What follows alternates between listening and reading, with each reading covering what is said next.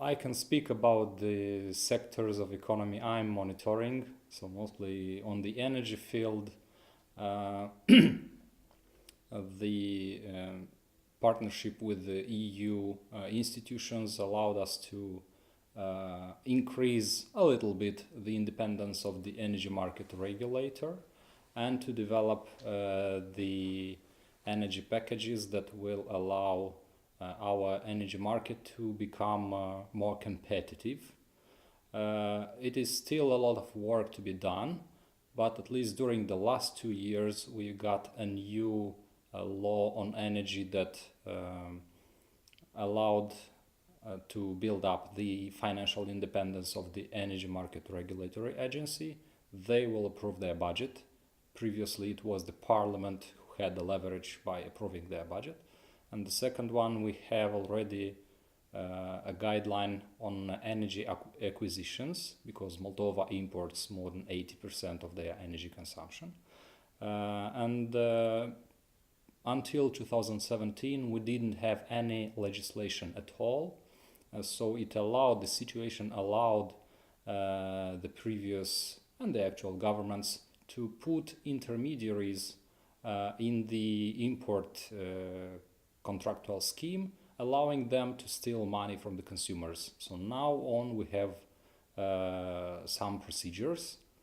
They are not mandatory, so we still need to improve that, but it allowed to exclude the intermediaries from the energy supply scheme. And it was done with the support of the Energy Community Secretariat. What were the factors that possibly hampered the pace and the pace of reforms? When we speak about reforms, it is mostly about the political will. So given the fact that usually the Moldovan political class has many interests, personal interests in different sectors of economy, of course it is very hard for them to give up on their personal interest and to implement the reforms.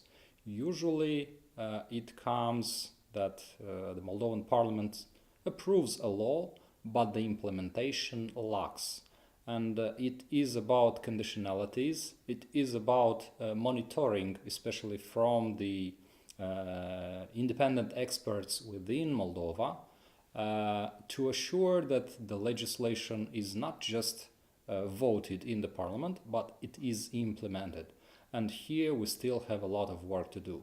And we would be very grateful if the European institutions that are formulating and monitoring the conditionalities would pay more attention to our reports and to our internal evidence on how a reform or another is carried out by the Moldovan authorities, in order to react, to put some positive pressure towards better implementation.